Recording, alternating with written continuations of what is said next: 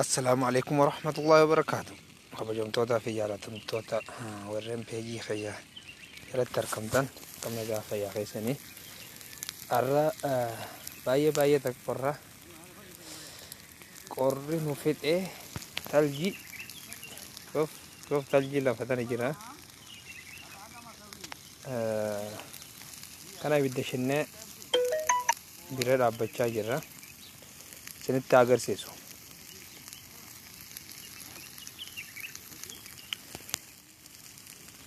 بيجوما كانت تركنة أبنا تنا خيسة تجين كانوا تنا راق أبني منو مهدا نوجيزنا كمرا يابا من جاجي بكي زانجرا تنو خشينا عربا خاني زكتما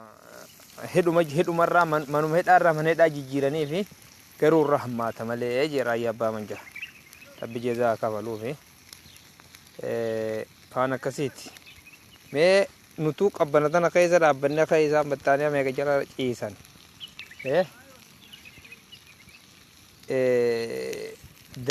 dalagannee nyaanna dalagannee bulla mee maalirraa nu qabanii mana hidhaa keessaa fi kanatti ilmaan Oromoo dararame waan isaaniin galini jira hundumaafuu rabbiin furmaata nu haa fidu jenna obboleeyyan keenya ka hidhaa keessa jirus nagaan nu haa baasu kana shinnee kunoo ifachaa jirra gaa وجيج أشيدا بقولوا فيرنس دتني توعد شولاف مركب قبضني تشيد ميجر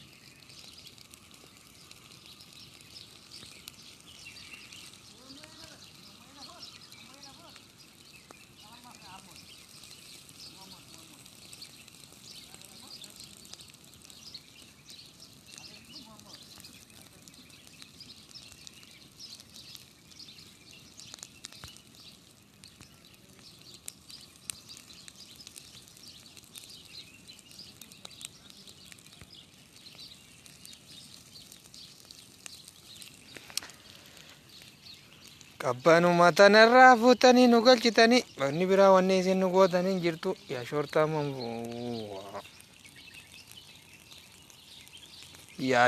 manfu disa ilman kenya warri badotis disa nama kenya